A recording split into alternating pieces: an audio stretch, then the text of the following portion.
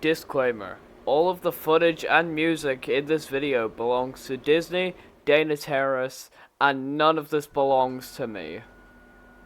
Hello everyone, I'm Nora. I also go by Willow, however. You may wonder how I chose that name. It's one, because I think the name fits me, but also because of the focus of this video, Willow Park from Disney's The Owl House. So firstly, who is Willow Park? Well, Willow is a student at Hexside, a school on the Boiling Isles. She plays flyer derby and is the captain of the Emerald Entrails. She has friends such as Luz Noceda, Amity Blight, Gus Porter, along with her boyfriend, Hunter. Yes, Huntlow's canon. She's often the mom friend in the group, and often hides her own emotions to help others. In this video essay, we will cover her personal struggles, character development, dynamics, physical changes, and to end off, her common headcanons.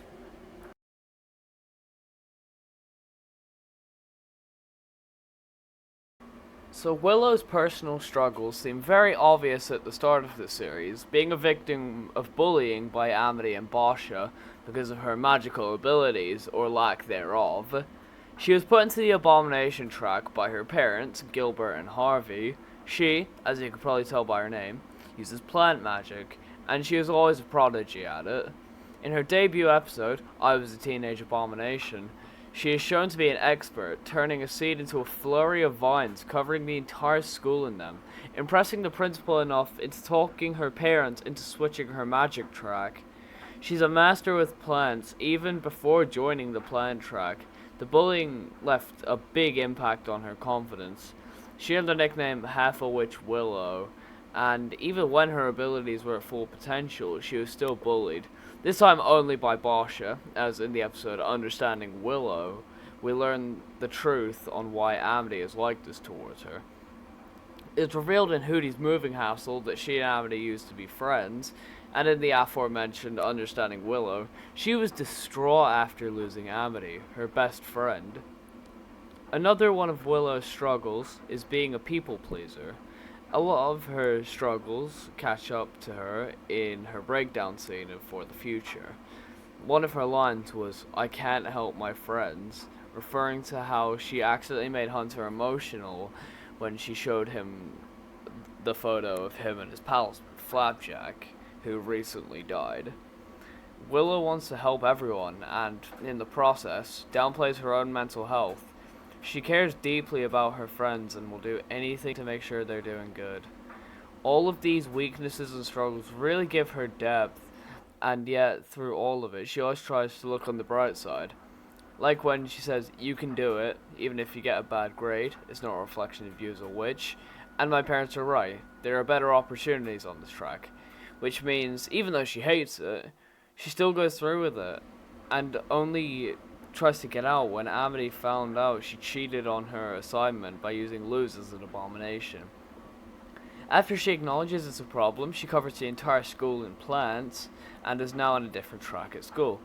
However, she doesn't acknowledge her problems so she can help others. This is not healthy because she often puts down her own problems. Her interaction with Camila in For the Future proves this when she says she's fine and, in Gus's words, the reliable one. She says she is fine and as to not worry Camila because she doesn't think her problems are that bad. She downplays it for the sake of her friends and others. She acknowledges her problems at the end of the series and, as a result, almost seriously injures Gus and Hunter. She also loses control of her magic and only gets it back after she admits her problems. Her magic relies on mental stability, and when she's worried, plants come out from her path when she walks, as shown in Thanks to Them and For the Future mainly. Willow's struggles are hinted at through the series. The main episodes where this is the case are I Was a Teenage Abomination, Hootie's Moving Hassle, Understanding Willow, Wing It Like Witches, Any Sport in a Storm, Thanks to Them, and For the Future. To her character development, Willow develops a lot as the series goes on. Let's compare her debut episode, I Was a Teenage Abomination, to Thanks to Them. In I Was a Teenage Abomination, She was shown as a shy kid who was looked down upon. She only really had one friend, Gus, and then she later befriended Luz. She was also doing magic she hated, which is why she couldn't reach her peak. After Amity left, her eyes glowed green and loads of plants came out around her. After Luz got caught in a vine, Willow noticed and instantly apologized, showing her kind, caring nature. She hurt someone she didn't know, and then she instantly apologized. Then we'll compare that to thanks to them. She has a lot more confidence. It's easy to tell this by her body language and attitude. When V is showing Willow and Amity how the alarm clock works, she instantly goes to attack it in the name of protecting V, something she wouldn't have done in the past. She is often the inspiration of the group as well, inspiring the gang to go and search for the Titan's blood in the human realm. Willow's development can be shown between Wing It Like Witches and Any Sport in a Storm. In Wing It Like Witches, Luz drags her into a grudge match against Barsha, where she has no sports experience. Flash forward to the latter episode, Any Sport in a Storm, she's exercising regularly. We literally open the episode to her working out after the whole bit with Hunter and Darius, and she's a lot more confident. In the season 1 episode, she's really nervous to do this and can't even train to do it. This may be due to Luz's chaotic training methods, but we still see that Willow is nervous. This is shown when Luz uses the Thorn Vault. When Willow is running on it, her eyes are closed and she looks scared as she looks down, whereas in the latter, she is the one to start the Flyer Derby team. Her confidence is a bit lower as the Abomination Professor, whose name I'm not bothered to remember, says that Flyer Derby isn't as good as Grudgeby. Her confidence returns though during the match to prove that the club is good, where her team, the Emerald Entrails, defeat the opposing team. Her leadership skills are unquestioned here, being able to lead the team to a win with her amazing strategy, instructions, and general skills. Also, we can see in her aforementioned debut episode, along with For the Future. When Luz is discovered in I Was a Teenage Abomination, she calls herself half a Witch Willow, focusing on her shortcomings and how she doesn't think highly of herself. Whereas in For the Future, when Basha calls her half a Witch Willow, she stands up for herself, ready to absolutely obliterate Basha. The only reason she didn't was because she wasn't in a good state of mind. Her magical development didn't get much shine, but I feel like that's excusable because her plant magic was always strong.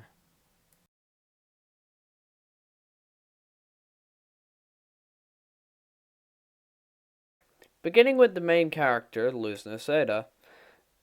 Willow's dynamic with Luz is a very simple bond. Two very close friends. Willow and Luz became friends in I Was a Teenage Abomination after Luz agreed to help her pass her homework if she got her into Hexside. The two's relationship are mostly shown in I Was a Teenage Abomination, Hootie's Moving Castle, where the two, along with Gus, did a moonlight conjuring. Really small problems, which I refuse to rewatch, where Willow, Gus, and Luz go to a fair and basically just ignore King the whole time. Justice for King. Understanding Willow, where Luz and Amity are sent into Willow's mind because Luz left Willow's memory photos out, and Amity decides to light the one with her in it on fire. Real smart. Wing It Like Witches, where Luz thrusts her into a Grudgeby match, where the two's bond is shown with the team synergy shown. Escaping Expulsion, where Luz, Willow, and Gus are kicked out of Hexside. Eclipse Lake, where Luz is sick and Willow is very inefficiently taking care of her. And Thanks to Them, where she is shown helping the gang find the Titan blood, even when Luz isn't there. There could be more. If there is, make sure to tell me in the comments below. But yeah, on to the next dynamic. Next, we'll go over her relationship with Amity Blight. Willow and Amity have a super complicated and well-developed relationship. It starts in the two's debut episode, where Amity bullies Willow for being weak. Then, when Willow becomes top student, Amity is jealous and kinda goes a little bit crazy. so easily. I want my badge! Then, in Hootie's moving hassle, Amity is very passive-aggressive, saying, "Leave her alone, it's not her fault she is born without talent." Then, in understanding Willow, it really solidifies a relationship between the two by showing Amity never wanted to stop being friends with Willow. She did it so Willow could get into Hexside, but she didn't want to tell her this. And this gave Willow lasting trauma, and the only friend she made in this time was Gus. Amity even acknowledges she wasn't good enough, saying she was too weak to be Willow's friend. In Wing It Like Witches, Amity and Willow do act like friends. When Basha shows up to the court, Amity runs to the greenhouse where Willow and Gus are in order to get them to help Luz. We can see Amity isn't aggressive at all. When Amity is being a simp for Luz, Willow gives her that look that your friend gives you when they catch you being a simp. Their relationship only grows in Season 2 when the two are fully fledged friends. It does take some getting used to, like in Eclipse Lake, when Willow comments that seeing Amity more often is different. Their strong friendship is mostly shown in Labyrinth Runners, when Gus engulfs the entire school in an illusion, where the two girls find themselves trying to handle things by themselves. Amity wanting to protect Willow, and Willow wanting to prove her strength to Amity. The two end up talking, and eventually, Willow proves herself. The two end up taking down Adrian Gray's strongest scout by themselves with a combo attack and doing a little victory pose. I love that moment, by the way. They also work together to take down an Abomaton, whilst Hunter goes into the illusion to help Gus. The two are also seen as good friends in the entirety of Season 3, with the two protecting V from the alarm clock. Willow encouraging Amity to look and the group to look for the Titan blood is also a really good scene. The two celebrating after teleporting into the Titan skull, and when a rock is about to fall onto Amity's head, Willow uses a fire glyph to destroy it, protecting Amity. Next, let's talk about her relationship with Gus Porter. Willow and Gus first became friends when Gus was having a breakdown after he was used for a project. She tried to calm him down with a joke, using an abomination to try and cheer him up. After that fails, without even knowing the kid's name, she goes into the illusion to comfort him, teaching him a breathing technique to calm down. Willow and Gus were always shown to be close since their debut, where Gus instantly starts info dumping about humans, and how they nail barbed wire to their kid's teeth. The fact that he was comfortable with this shows his closeness with Willow.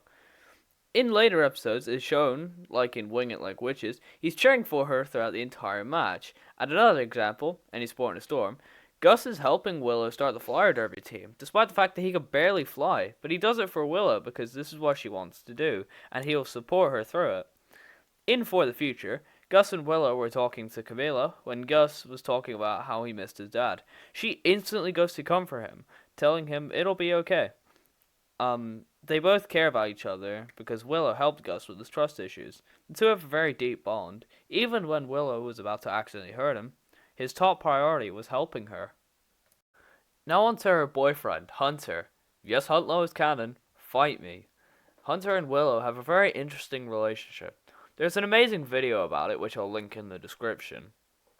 But how I see it, Hunter and Willow are my favorite couple in the show because of their dynamic. Willow is able to help Hunter blend in. We can see how much she cares about him, like in King's Tide, where she's supporting him by holding him up during the draining spell. It's also able to be seen when Bellows is about to kill them all.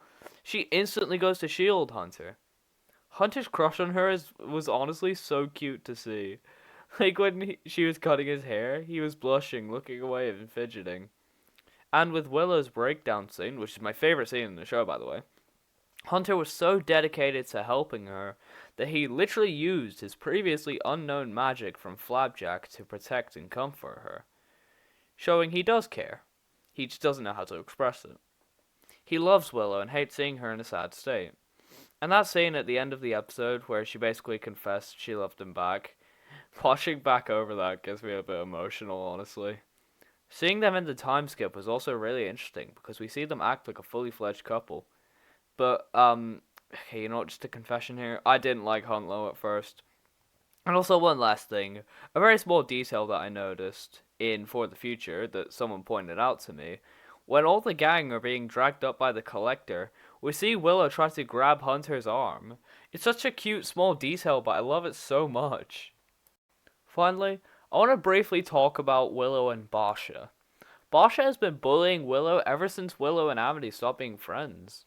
Basha is relentless, and she takes up any opportunity to rag on Willow. It's caused Willow so many problems, and the scene where she stood up for herself was good and did intimidate Basha, but she kept her composure and used the sleeping nettles.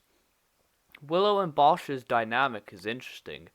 The episode where she is best shown is Wing It Like Witches, where at first Willow isn't confident, going against the best grudge player in the school, to being really confident in the match, even making remarks like, "There's something on your shoe."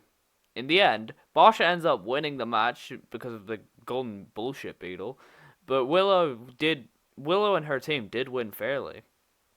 I'm not going to touch on this for too long because we didn't get much of the two and their dynamic is very self-explanatory. So I'll leave it at that and move on to...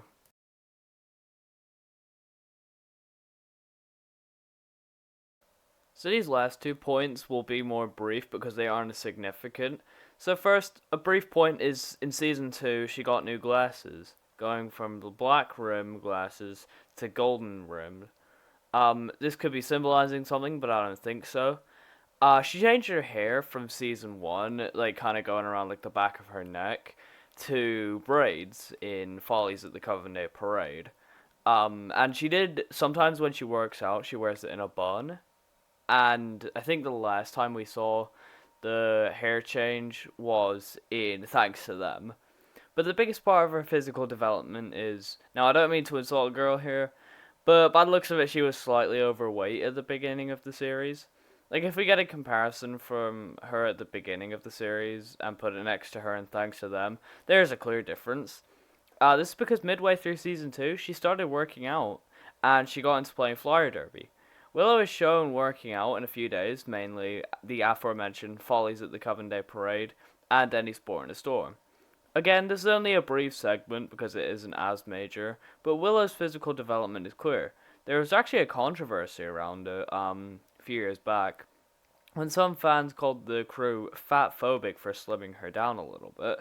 I personally think they executed it well, and the people shouldn't get mad over how a character looks, especially someone at Willow's age.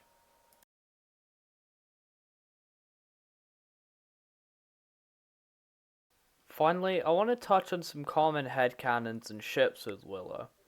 Starting with the headcanons, she is confirmed to be pansexual, but some people headcanon her as panromantic asexual, which in my opinion does fit. I'm mixed on that, but that's just me. She's often headcanoned as either transmasc or transfemme.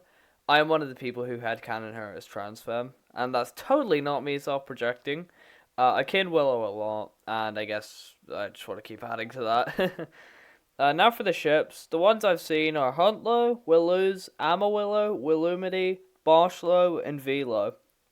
Out of these, Huntlow is obviously my favourite. It's my favourite ship in the entire show. Willows in Season 1 was cute, but once the Lumity plotline began, I shifted over to that. Amawillow isn't bad, but I think they're definitely better off as friends. Willumity is probably my favourite polyamorous ship in the show. Not one of my personal favourites, but still good. Boshlow is absolute dog shit. I don't care if it's one of those fucking bully to lover ships.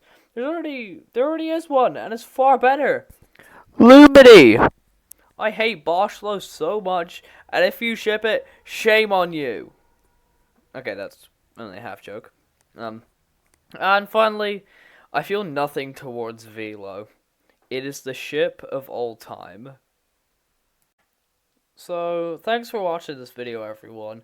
It's my first ever video essay, so if you enjoyed, make sure to like and subscribe. Comment your thoughts, make sure to share with a friend.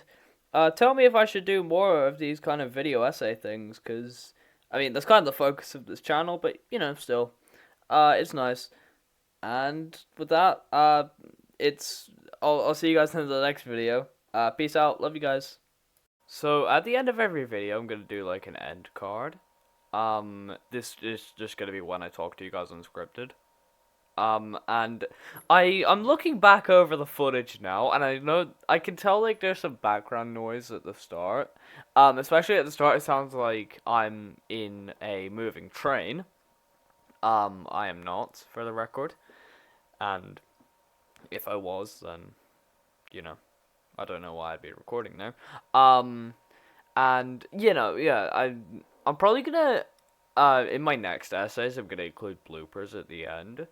But yeah, this video is a lot of fun to make. And I'm definitely gonna keep doing these end cards as well. And just another note, in the first half of this video, I was sick with, COVID.